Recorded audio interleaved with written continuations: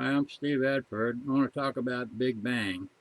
Mostly, I want to tell you that the Big Bang happened everywhere, not at one point like they claim. And especially, it did not happen from a singularity, because that's just silly. How can everything come out of a singularity? And besides, it didn't come from nothing, also.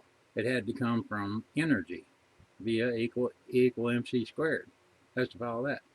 So now, what they're going to find out pretty soon, if they look for it, is with that Webb telescope, they've already seen 13.8 billion light years into the past. And in the direction they're looking at, they saw galaxies that were there 13.8 billion years ago in that direction.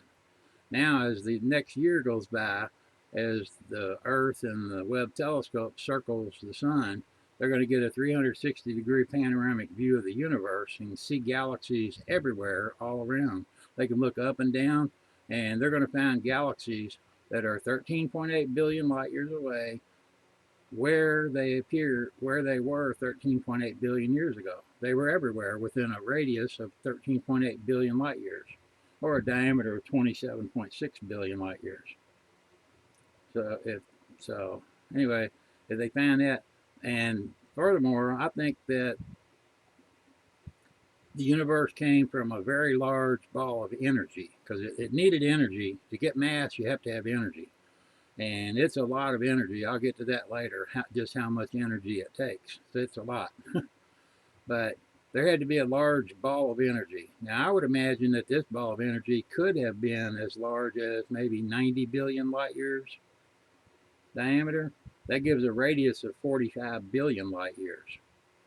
And I found by looking on the internet that the predicted size of the current universe is about diameter of 94 billion light years. That's a radius of 47 billion light years. So those outermost galaxies that formed at 45 billion light years from the center, they only had to travel an additional 2 billion light years to get where they are, where they're estimated to be now, which is well below the speed of light, if that makes them feel any better. Because it's just as well, because this thing called cosmic inflation they come up with, it doesn't work anyway. I'll give you an analogy to point that out. Is that if you have a flatbed tow truck with a car on the back of it, and it's coming down the road at 50 miles per hour, there's a police officer on the side of the road standing still, points the radar gun at the truck, and verifies, yes, it's going 50 miles per hour. Now, if he points the radar gun at the car on the back of the truck, he'll find out, yes, the car is also going 50 miles per hour. Even though it's sitting still on the truck, it's traveling 50 miles per hour relative to the police officer standing on the ground. So now these galaxies that supposedly traveled 47 billion light years in only 13 billion years had to go faster than light. Well, but what they say, what cosmic inflation says, is that the galaxies aren't traveling that fast, but the space they're in is expanding that fast. Well, if that's the case, then the space is equivalent to the flatbed tow truck, and the galaxy that's traveling with that space is the car on the tow truck. If the space is traveling faster than light, then so is the galaxy. If you compare it relative to a galaxy that's at the center of the where the Big Bang happened, it's still relative to that galaxy, this outwardmost galaxy is going faster than light. And it even gets worse too, because now if I choose another inertial reference point, which is a galaxy clear on the other side of the universe, and it's going the opposite direction faster than light. So this galaxy on the right is traveling relative to this galaxy on the left more than twice the speed of light. Yeah, so I guess Einstein needs to go out there and write to these galaxies a speeding ticket, I suppose. But anyway, I want to talk about how much energy it takes, because it would be a very large ball of energy, and it may be some form of energy that we're not even familiar with. It could be plasma energy, who knows, but it's a lot of energy though.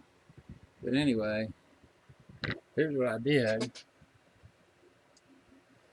I found on the internet that the mass of the universe is expected to be 1.53 times 10 to the 53 kilograms. That's quite a bit. Speed of light is 3 times 10 to the 8 meters per second. So c squared is 9 times 10 to the 16 meters per second. So when you calculate the MC squared, the amount of energy to create the universe is 1.377 times 10 to the 70 joules. Now, to give you an idea of just how much energy that is, okay, first of all, 1 kiloton of TNT is equal to 4.18 times 10 to the 12th joules.